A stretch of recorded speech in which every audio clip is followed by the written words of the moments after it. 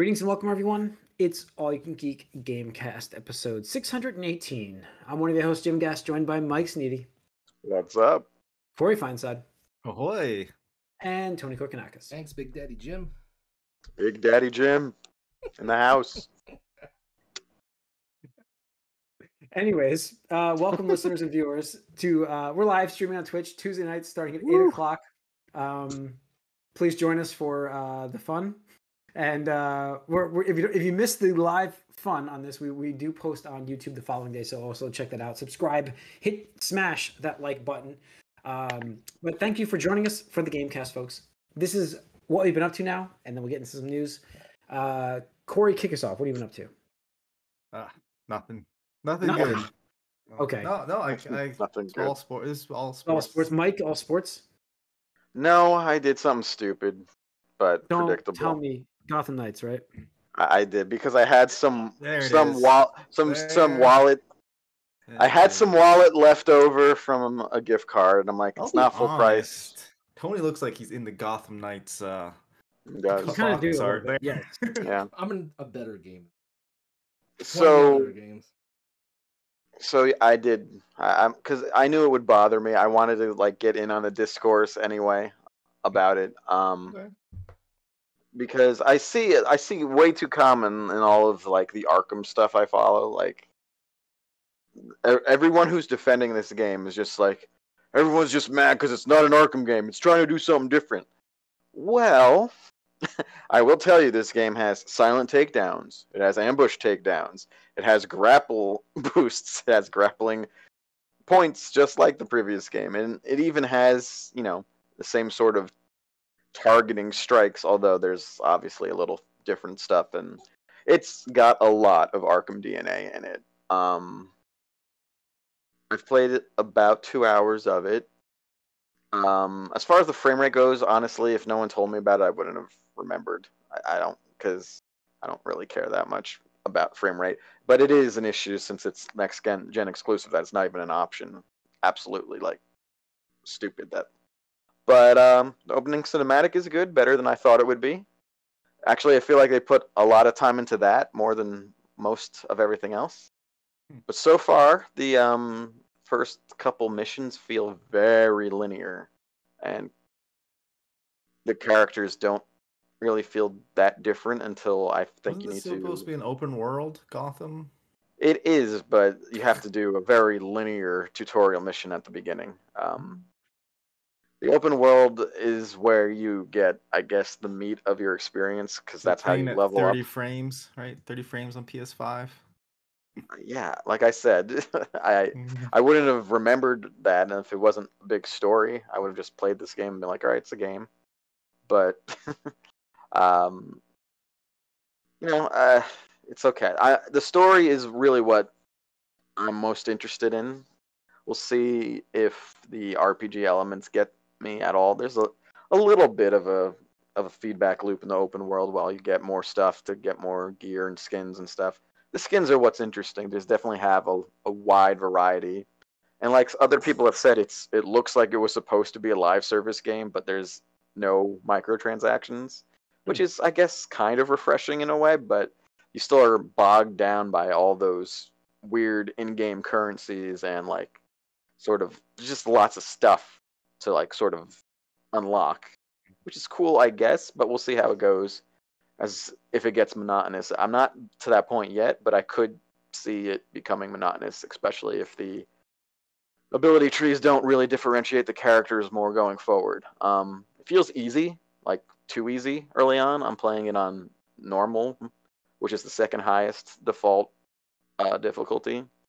But I also haven't faced any major bosses or anything yet, just a couple heavies. I'll keep playing it. It's not like it feels like what I thought it would be, which is like a 7 out of 10 game. It feels inoffensive, but not particularly good at anything, and a little bland, but there's things here or there that makes it somewhat interesting to me.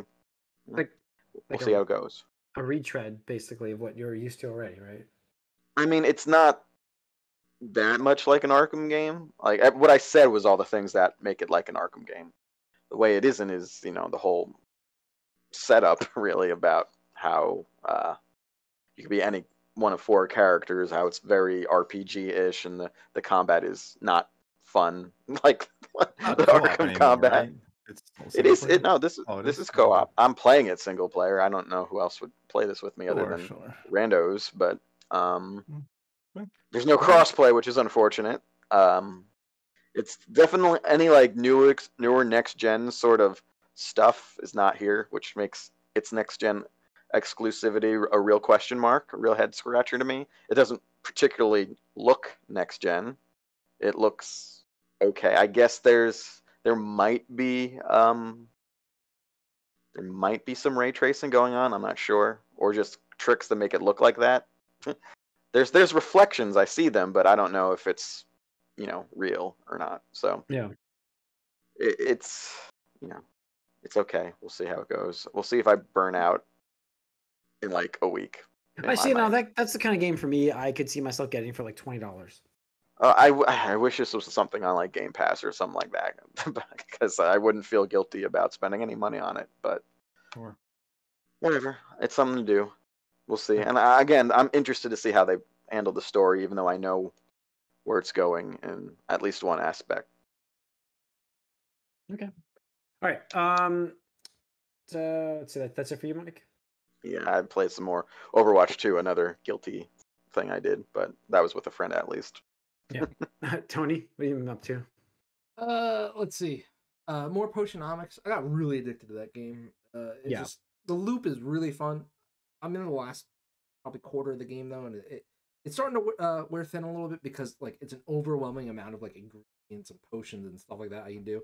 But like the first 3/4 of the game was like really addicting, trying to get different recipes and whatnot, stuff like that. So really enjoying that. Probably my favorite indie game that I've played. So wait, you get into like actual recipe lists. You know what you need for certain things for potions. Because I'm not even like I'm at the first competition day. When I say list, like you get so many ingredients, it's ridiculous. Like Yeah. every time I have to craft a potion now, I just like kind of like, and this is one of my biggest criticisms of the game, and I'm not gonna harp on it too badly because it's an indie game, but like you need in this type of game, you need some way to sort and filter way better than what they have. Like I have probably like a choice of like 50 different ingredients, and like there's no real strong way to like filter out like I don't want this color at all. Don't show me any results. There's nothing to do that. So I'm just like, you have to wait and hover over and see what's got. I got you. I've been going through that already a little bit. So yeah, I can imagine. It's fine in the early game when you don't have that many options. Yeah. But like by the end, I'm just like, wait a second. Like, and it's gotten to the point where like I don't even need to craft that many potions, so I just avoid it entirely. Actually, but that's my biggest criticism of that aspect of the game. And I'm sure they'll do some quality life updates in the future, so like future players will do it. But right now I'm just kind of like, I look at a potion list, I'm like, I don't even feel like doing that right now. I don't need this money. Like I'm good for the rest of the game. I don't need anybody. So there's that. 2 other games I played over the weekend. One was one night I was hanging out with my brother. He was looking at my shelf and saw that I had Resident Evil 3 remake on it. He was like, "You had this?" And I was, because he's a huge super Resident Evil fan. He's like, "You had this?" And I was like, "Yeah." And he's like, "It's not even open." And I was like, "Yeah, well, you told me it was bad. Why am I gonna play a bad game?" He's like, "Well, why do you own it?" I was like, "Too lazy to return it. I just forgot about it." He was like, "Well, fucking play this. I want to see you play this." I was like, "All right." So I'm like, "Okay, fine, I'll play this," because he just likes to watch sometimes. In this game, Halloweeny. Yeah, it is Halloweeny. It's related to horror and stuff like that.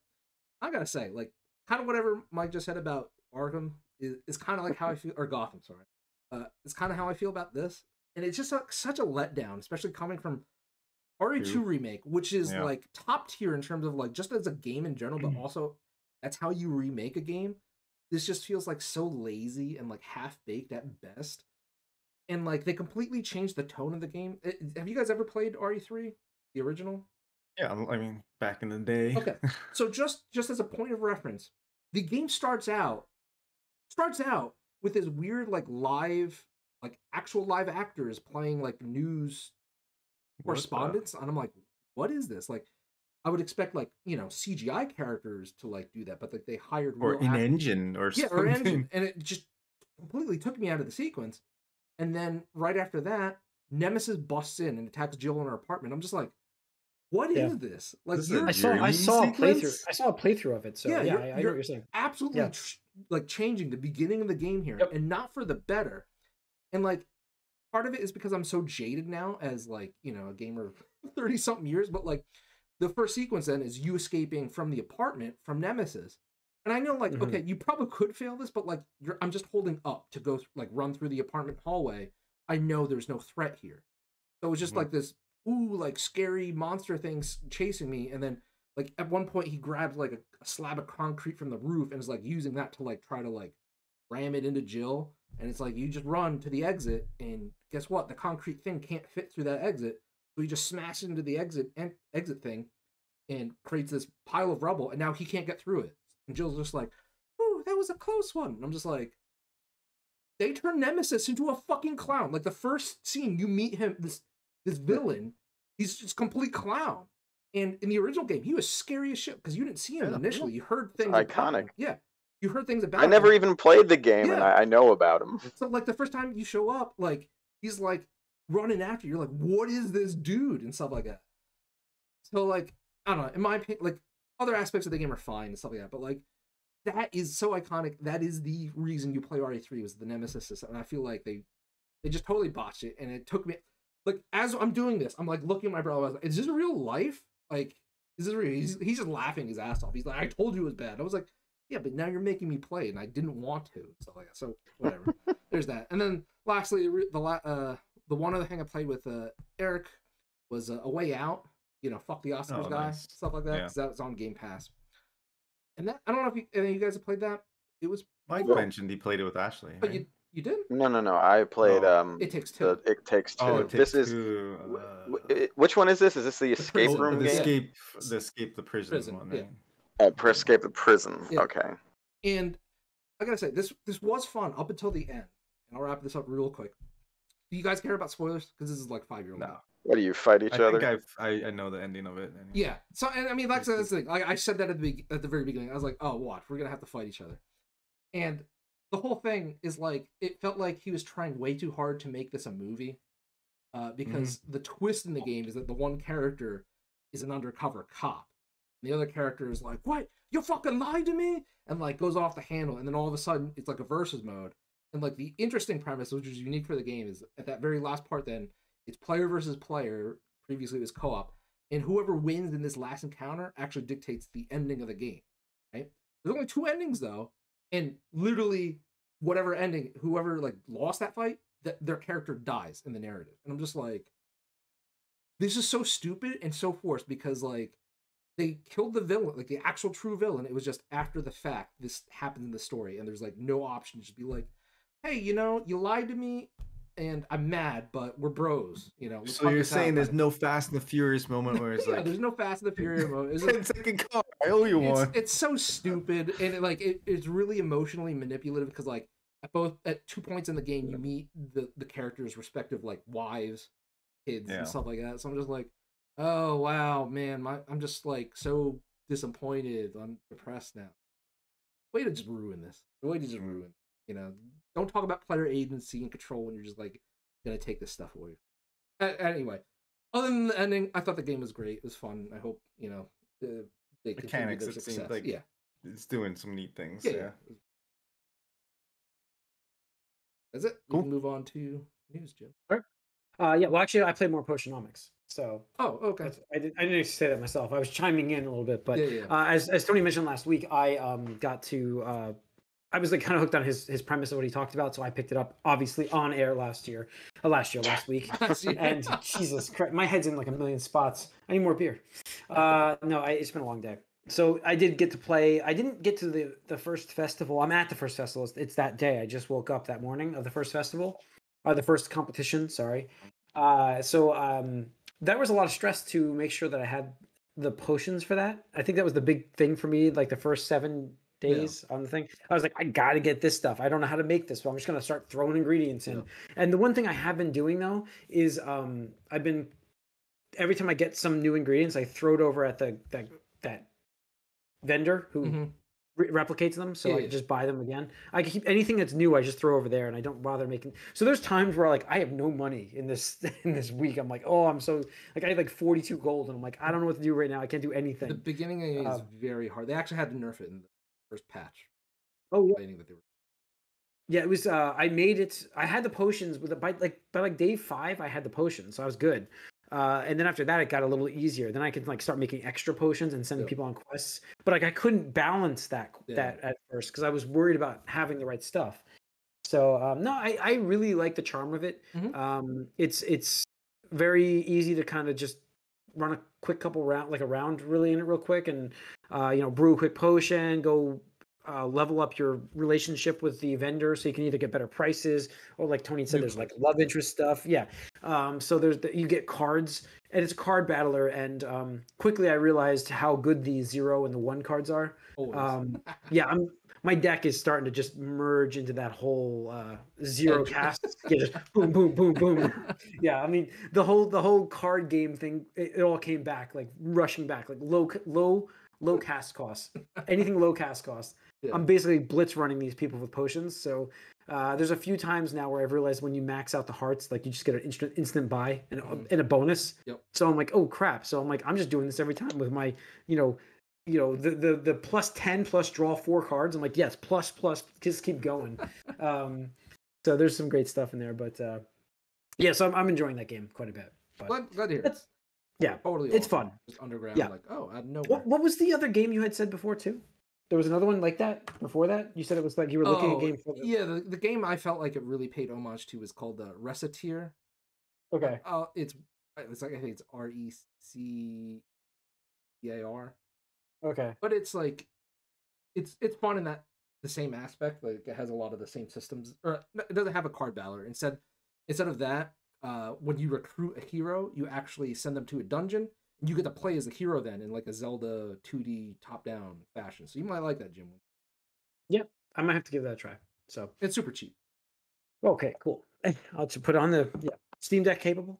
Because this game is actually really good. I'm sure. This game is really good with the Steam Deck because of the touchscreen, like as the mouse. I'm like, that's another thing I heard. Gotham Knights doesn't work on its Steam Deck. No. Oh, there's no way. I saw those specs. I'm those like, specs are insane. Nope. Yeah. And again, only to run on 30. Yeah. I don't get it because this looks last gen. It looks okay, but it's last gen. I mean, really bad optimization. They did that before with their PC versions of their games too. They were bad, but but those were like an afterthought, came later. Like this one, released it, and they released the specs early on. They were like all proud of it. Yeah, I mean, my personal speculation on that, and can't wait. No offense, we talk so much about a mediocre game. Crazy, but like my understanding, my guess would be they probably need an extra year of development. Papa WB was like, no, we need this out by this fiscal quarter. It's just so long coming, this game. Well, that's what of course, there's been several cancellations before it of other things, which is probably why this happened. So, and I'm sure 100% sure it was supposed to be some games as a service, live as game, live service game, and at some point they're like, it takes way too much money to take all those elements out. Yeah. So, all right. Let's see here. Let's get into some news. Resident Evil 4. We talked about Resident Evil on this podcast with a very good week for horror game fans. Halloweeny time. Yeah. It's really our Halloweeny podcast, right? Yeah. They're doing a fantastic job on that remake though. But yeah, so what do we have with the Resident Evil 4 remake? This is going to be on. What is this on? All the platforms. Except for Switch. Yeah, it'll come out of the cloud. It'll be that streaming thing on Switch. Yeah. It'll be there, but looks fantastic though. It looks so they good. did a great job. Yeah, and again, like I'm just hoping that it's not like RE3's thing where it just because like that's what I was worried about, dude. That's so much fun. I told my brother I was like so worried about RE4 until they finally showed it. I was like, okay, that looks like my RE4. Not like what the fuck are they doing? Yeah, because RE3, I'm so happy I just watched the playthrough. I was like fresh off of RE2, and I'm like, I really love that. And I'm like, maybe I should get Resident Evil 3 because I never played the original version of that game. But I was like, you know what? No, let me just I'm just gonna watch a playthrough instead. So I watched it. I'm like, this is I know this was dumb. I was like, this is terrible. It took me out of that whole. I was in a Resident Evil kick. Like I was like, oh, I'm gonna watch the original because I watched the original playthrough. Yeah. On the GameCube. Was it the GameCube did the art? No, yeah, the remake of that. Yeah. So I watched that get played through on YouTube, and I was like watching the game. I'm like, this is awesome, and like I was like, maybe I really should play 3, and then I watched 3. I'm like, God, this is really, really a bad remake. But yeah, so we have that. I only had 3 things on here. What's that? Silent Hill. Yeah, the Silent Hill news. I missed it. I didn't paste the Silent Hill news on here, but yes. So Silent Hill 2. There's Silent Hill 2 remake in production, which Konami, give them credit here because they haven't done anything with their franchises, and finally we get an announcement. And man, Silent Hill 2, multiple, yeah, 4, right? There's 4 different things. Multiple Silent Hill things here, yeah. Yes, so but Silent Hill 2 remake, which looks fantastic as well. And it looks incredible. That looks truly next gen because I think it's running on Unreal 5 or whatever like that. So Unreal 5. Yep, that looks awesome. Can't wait for that. They unveiled Silent Hill F. I think I don't know much about that. People are speculating it might be stand for like 5 or something like that. I don't know. There's another one that I think is supposed to be like an indie Silent Hill type game, and finally a new Silent Hill movie. So after all these years, all the memes, all the jokes, Konami over-delivered, I guess, on what was expected. Like, it was so funny because leading up to the day before, I texted my brother. I was like, oh, they're having a Silent Hill presentation tomorrow. He's like, I don't believe it. It's like, oh, look, man, I don't blame you, but like, they're calling. It's from the official Twitter. Like, I don't think Konami would fuck around, that bad. He's like, I'll believe it when I see it. Stuff like that. So yeah, that was awesome news from both premier PlayStation 1 board games. Yeah. And there's like Silent Hill 2, I have to say, like I didn't play that game. I did a sit next to a friend playing that game while Drew played that game. And the entire time, like, it was on your seat, like, no, use the sword there, use that sword. You'd stop that ghost, because you couldn't kill ghosts in that game. It was like they will kill you. So you had to use swords to hold them in place. And like in my head, that was how that game looked. Like that's the magic of what that game did back in the day. And then like to see that now, I'm just like, that's how I pictured it. But I go back and I'm like, wow. I believe it's even worse, but like, I mean, it's even more different, but like Dead Space is a good example of what's getting remade there. Like Dead Space looks incredible now. Amazing. Yeah. And it's like back in the day, like you imagine it looking exactly like that. Yeah, exactly. In the gaps. Yeah. So it was just it's incredible work by them, and we're gonna get, like you said, we're getting a new Final Fantasy. Jesus Christ, Silent Hill game. My head's everywhere right now. So that looks good. All these remakes, making these classic games, it's really cool to see, a new generation of people get to play the game in the way that we imagined it was when we were playing the games. Yep. So that's really cool. That reminds me that on the Cowabunga collection, there's a little caption that says, in Turtles in Time, one of the last levels is like supposed to be like 80, like 2100, and they're like, do you know that there might be some kids playing this right now who will be alive in 2100? And it's just like, oh no. But also that's kind of cool.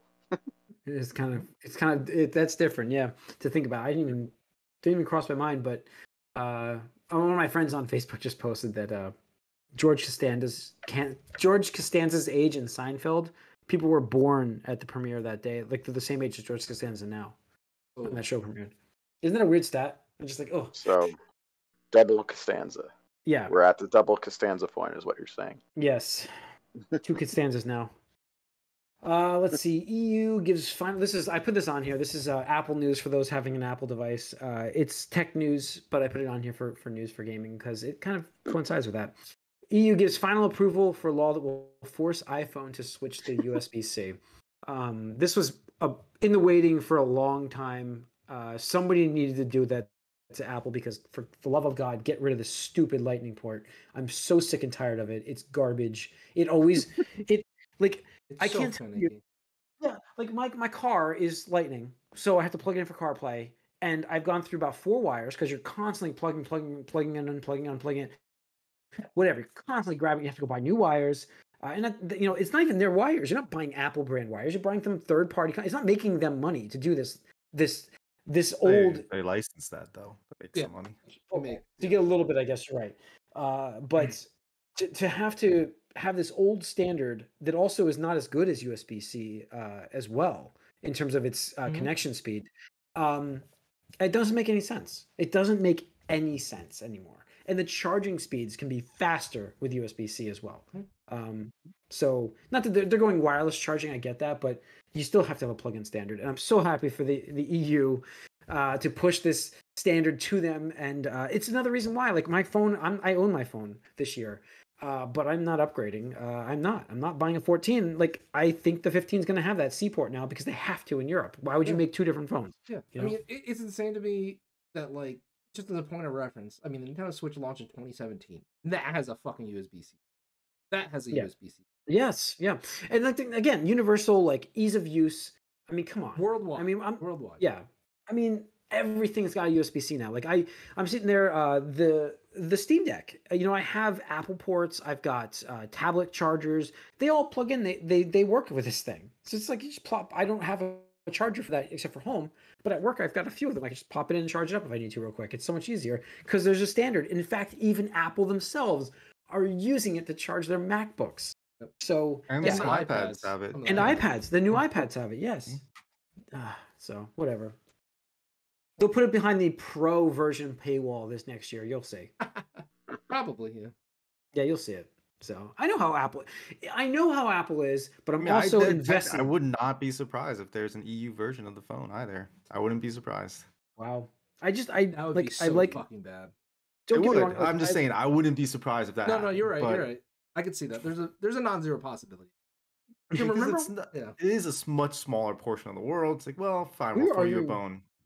So remember when we used to like be at like conventions and stuff, and you had to like wake up at like 6 a.m. to like pre-order the new iPhone every year. Yeah, I remember being. It was probably like overnight, Comic-Con. Dude. Before 6 a.m. Yeah, it had to be Comic-Con, I think.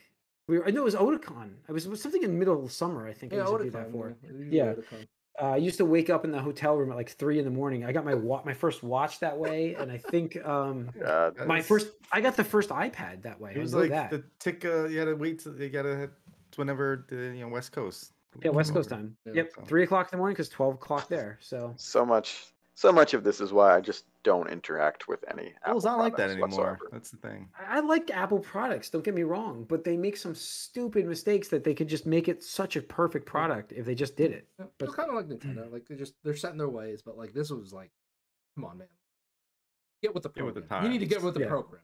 Everybody else does it. Literally everybody else. Future is not. They're always talking about they cut the headphone jack. How early? Like you're always trying to cutting edge it, and you're like keeping this old. Yeah. Courage, come on. Jim. Courage. Be courageous, Apple. The Lightning port did come out before USB-C. No. Lightning was great up until USB-C, and then it's like, okay, this is superior. Now you gotta make a change. Yeah, make a change, but they didn't. So, all right.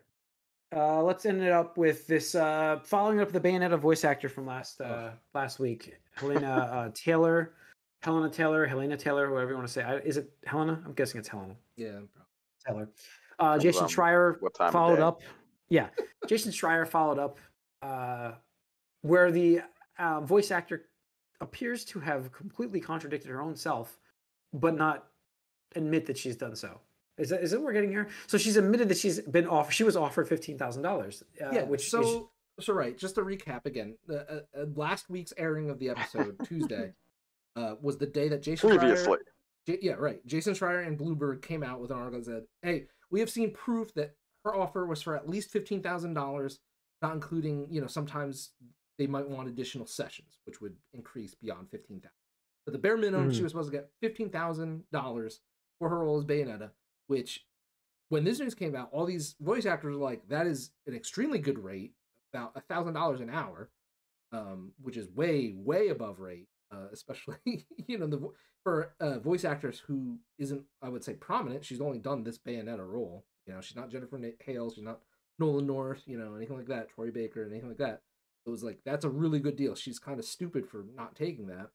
And she wanted 6 figures. And so after that news broke, all she did was say that the game industry, they're trying to save their asses, and you can't believe journalists because they have, their ties in it. I don't know. It's really weird. But she disappeared for a whole week, and then literally yesterday she came back and was like, did a whole nother tweet session where she's like, yeah, so I was offered 10,000 initially, and then after directly writing to Kamiya, that was increased to 15,000. So I was like, oh, you like omitted this fact? Like the last week it was lies, but today you're confirming that was the issue? Like, I'm kind of like shocked and like honestly kind of wondering about her mental well-being or I just find that like, so we're just like it's so bizarre, dude. It's so bizarre.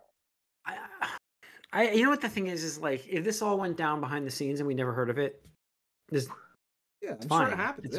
Like, happens. I understand that she felt like she should get more money. Hey, if she feels that way, that's her prerogative. Like it's absolutely up for her. Doesn't have to take the role, but to do this publicly just before the game launches to try to smear the game, that's really what it was about. Was just the timing of it was what really all fell apart. Yeah. That's the problem I have with the situation. It's just like it doesn't make any sense to the point where it's like, where did the hatred come from here? Because, like, I mean, the facts are there. The worst part is like there's a small like section of people that still believe her. Yeah. Well, that's what it is because you appeal to emotions and people will get riled up. And again, I'm not saying don't believe people at face value, but like don't believe people at face value and then go pick up again your pitchfork, your torch, your knife, your sword, your gun, God forbid, anything like that, and start going after people. Like that's insane to me. And I hope people take away that lesson. The one thing I will say, so real quick, another crazy part that she said in her like string of tweets was like, I never asked for $250,000. And it was like, where did this number come from? Because the Bloomberg article only said she had asked for 6 figures plus residuals. So yesterday when she was like, I never asked for $250,000, it's one of the things where I'm like, who said this number? Like, where did you get this number from? Are you lying again? Like, is that what you asked for? Are you saying that's what you asked for? That is insane. Because, in her initial video, she's like, I just want to be paid a fair living wage. And I'm not sure if maybe somebody got in her head that Bayonetta was supposed to be worth $450 million as a franchise. I don't know where she pulled that number from. So that's the other where thing. is this franchise selling that much? It's almost not like a bad franchise, but Jesus. It's almost like she doesn't know what the going rate is for voice acting. No, and that's like, understandable because she doesn't. And there's also, I mean, and part of that's another discussion, but I'm sure part of the reason why people like might have gone with her is like when you see someone who's like an actor or with any modicum of fame, like a voice actress for a game like this would be you assume they're rich or they're getting rich off of it, and this reveals this can't be your only job. Like you can't just be Bayonetta and that's the end of what you need to do. You gotta you gotta Troy Baker that shit. Yeah, absolutely. And that's the thing that was interesting to me, and that's, again, I said that last week, that's why Nolan North and Jennifer, they do all these projects and all the good, because that's what they have to do to make a yearly livable wage and stuff like that. You do less amount of gigs, but you make the money in how much you're doing and stuff like that. So the one thing where I think maybe helps explain a bit better was, according to her, again, and this is all questionable now because she lied. She said it was a lie, but then this week admitted it wasn't a lie, but she didn't say it was. This is what happened. We're like, that doesn't add up. Or it adds up, but you're saying it didn't last week. Whatever. Yeah. But she said that after the negotiations fell through, she didn't hear from Platinum for 10 or 11 months because they were like, hey, we're just going to have to go with another voice actress. We're sorry. Yeah. But Kamiya was so adamant on getting her back. He was like, he or Platinum was like, hey, would you like to come in and just do one session for us as a send-off to the character and the series? We'll pay you $4,000 just to come in for one session, one gig, whatever. And that apparently was maybe the tipping point and why this came out now, or I don't know. That's what I'm assuming there or reading into. Don't take that as fact, but that's the You're talking about what's the session again? How long is the session? One session? 4 hours. 4 hours. So $4,000 for 4 hours of work. Yeah, it's $1,000. Yeah. I mean, Jesus, people. What do you look at? What's the living wage? Right. I mean, what's the living wage? Because I'm not near that. Jesus. Right. Nobody else is near that, and you get it because you're not working most of the year, which again, is good or bad depending on your prerogative and your perspective. But the thing is, and here's again where I'm going to end my personal stance.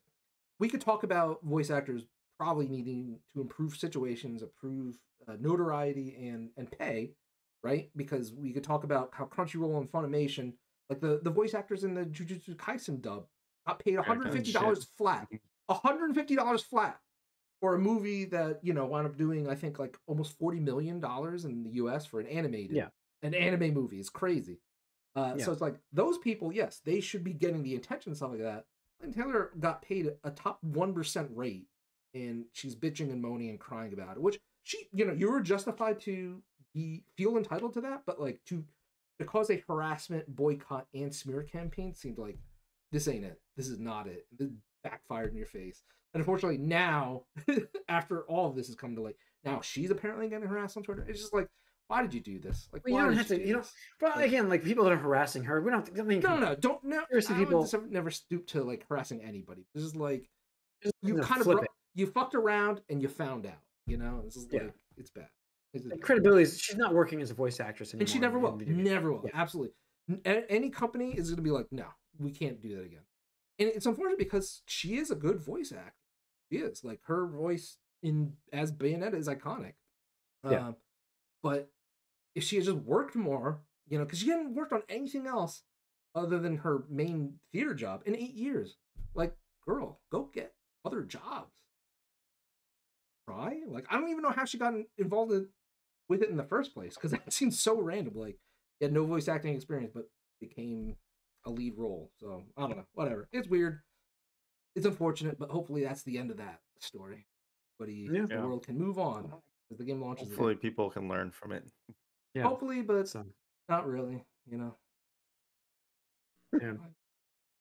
Game's reviewing pretty well though. I think 89 today on the critics. Yeah, it looks fun. I think I said that's going to be probably my entry port in that series. Probably not day one. That's not a day one purchase for me, but I will get that game eventually. So that'll happen. Cool. All right, and that's going to be it, I think, for this Gamecast real quick, this one, because this is the last podcast before Halloween. Oh yeah. Are you guys gonna play any scary games? We didn't even talk about that. Yeah, we usually do a Halloween episode. What am I thinking here? Like some of your favorite or a scary game, because like I really do want to try Phasmophobia. Dude, it's on sale. It's on sale. I know. I was looking there. I was like, oh, I should probably get this. I mean, that sounds like such a cool time. So do it. I'll play it with you, dude. Oh yeah, let's try. Let's figure out a time this week. Cool. Yeah, I don't think I'm going to. I have some shows I like to watch for Halloween. I'll probably get into that stuff, but not game wise. I don't really play the horror games much. So Resident Evil is my limit. I tried running PT, but my file's corrupted. The good news is the PS5 just got hacked. And one of the first things the hackers did was get PT running on it. So the good news. There's a silver lining there. Yeah, I don't generally do horror too often either. But the scariest thing I'm playing right now is going to be Gotham Knights. It's terrifying. That's fair. I mean, it has a little bit of that vibe anyway. Very little, but it's there a little. Yeah. I mean, a lot of the Batman villain rogues got. Tony, don't you do like the Fatal Frames usually and stuff? I mean, I like Fatal Frame. They did come out with port of one of the ones that America didn't get from a while ago. Yeah. So maybe I'll pick that. But I'm good. Like Phasmophobia is such a good experience, cooperative. It's just a good time. Yeah. Cool. Blast to be had and scary. Like honestly, it's one of those like games where it just gets so intense. Like it'll be a couple minutes, like nothing happened, and all of a sudden it's like, oh, I'm being hunted. I might die. Yeah. Yeah. Other than that, I'll probably finish up my RE3 replay because it's a short game for better or for worse. My brother's like, yeah, you're at the like quarter mark. I was like, I only played this for 3 hours. What are you talking about? Stuff like that. So, There's a chance I'll go back to Arkham Knight. That takes place in Halloween. There you go. When I get pissed off at this game, I'll just get a palate cleanser after Gotham. Yeah. By the way, just a quick show and tell for everybody. I had to pick up a Christmas ornament today because I saw it in the store. And it's early, I know, but I had to get this thing. Oh, sweet, sweet. That is a cool ornament. That's ShopRite's, Yeah. by the way. Oh, We have a ShopRite. near you. Interesting. Yeah. Nintendo Entertainment Good. System controller. Oh is yeah, the for one. those the audio. I saw Yes. somewhere. I think Hallmark has the SNES, like actual SNES. Oh wow, cool. Nice. Yeah. I thought I saw this one. I'm like, holy crap! It was $8. I'm like, I gotta get this. Yeah. Awesome. So, it was really cool. Impulse buy tonight. That's why because I went food shopping on the way home real quick. So, all right, that's gonna wrap up this episode on food shopping. No, but thanks for tuning in everybody for the Gamecast. Yeah. We will be seeing you guys after Halloween. Hope you guys have a safe and happy Halloween. If you're doing fun stuff, I don't know what you're doing those times. If you, games you play, let us know. Movies you watch, let us know. Once again, we are live streaming on Twitch starting 8 o'clock Tuesday nights. Please join us. We'd love to have you guys on. We answer some questions on air, have some fun. We will, and we do spoiler casts following days on YouTube. So hit that subscribe, smash that like button. We will see you guys soon. We're out.